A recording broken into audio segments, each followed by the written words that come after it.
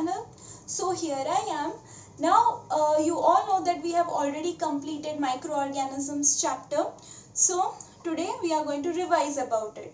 Now before starting on to our topic, I wanted to tell you to all the students who yet does not know about the web page and the Google Classrooms that we have started.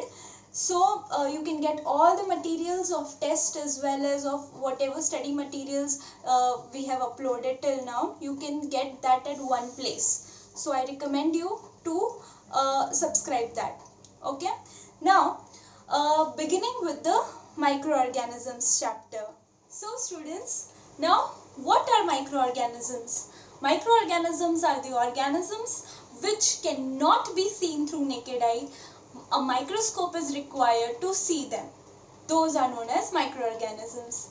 Now, microorganisms are of 5 different types. Which are those 5 different types? Bacteria, protozoa, fungi, viruses, algae. These are the main 5 types of microorganisms. So, we have already studied about all these microorganisms in detail, about their structures and the examples of it. So moving on to where are these organisms found or where do they live? Now I kind of like to say that the microorganisms are omnipresent. How can we say that? Because like for example, supposedly you keep a piece of bread on your dining table. Okay, and after a few days if you see that piece of bread, you will find that the fungus has grown on it. It will also start be smelling, right? So how come the fungus came over there? You are keeping your dining table very clean. Everywhere elsewhere is also very clean. So how come the fungus came? So the spores of the fungus were already present in the air present near the dining table or everywhere. And because of that, the fungus start growing on the bread. So microorganisms are almost present everywhere, and that is why it is very important to sanitize. So students, next topic is which are the 2 different types of microorganisms. There are beneficial microorganisms or useful microorganisms, and then there are non-useful or harmful microorganisms, which are probably the disease causing microorganisms. So the useful microorganisms. Now the useful microorganisms are used to make curd, like for example lactobacillus. They are also used to making of bread. Okay, then they are also used in making of some drinks like alcoholic drinks or alcohol, or they are used in making vinegar. And the medicinal uses are also there. Some of the medicinal use of microorganisms is like antibiotics and vaccines, which you are very well aware of, right? So these are some very common uses of useful microorganisms. Next we are going to discuss about harmful microorganisms. The next topic is the disease causing microorganisms.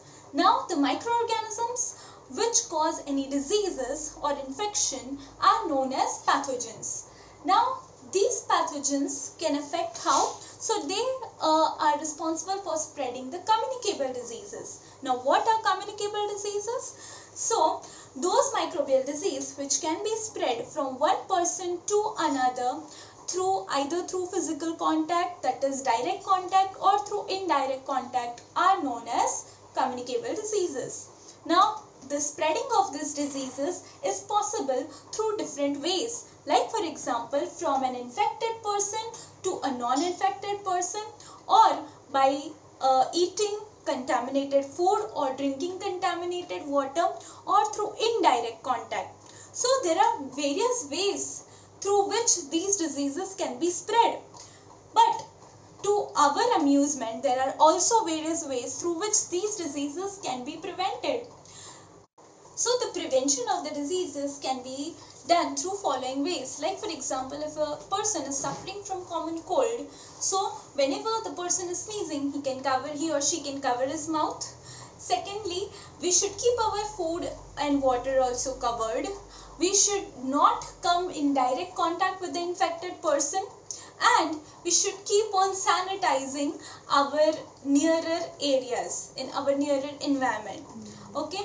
Now next we are going to study about food poisoning. So, food poisoning. What do you mean by food poisoning? So, the disease caused due to the presence of a large number of bacteria or other microorganisms, or the toxins which is present due to the action of microorganisms can cause food poisoning. Now, this food poisoning, the symptoms of food poisoning can be either very severe headache or stomach ache, or very like common symptoms like even fever, right? So now if these microorganisms can cause food poisoning, so isn't there any way to protect our food from by the action of microorganisms? So yes, there are nearly 10 different ways of preservation of food, which we already discussed. So let us just recap very fast. So the different ways of food preservation are by sun drying, heating, cooling, that is through refrigeration, deep freezing, addition of common salt, addition of sugar, addition of mustard oil and vinegar, use of special chemical preservatives such as sodium metabisulfite, sodium benzoate and citric acid, through pasteurization, packing food in airtight packs. So students, lastly, nitrogen fixation. Now what do you mean by nitrogen fixation? Organisms like plants cannot directly take the nitrogen of the atmosphere, or we can say inorganic nitrogen. So firstly, the atmospheric nitrogen has to be converted into organic nitrogen. So that requires a whole lot of process. Now on your screen you can see this, the whole diagram of nitrogen fixation, how it takes place. So the process of converting nitrogen gas of atmosphere into compounds of nitrogen is known as nitrogen fixation. Now students, I hope that you understood the whole chapter of microorganisms, that we have now revised it as well. So if you have any doubts, obviously you know what to do. So thank you for watching the video. Stay home, stay safe.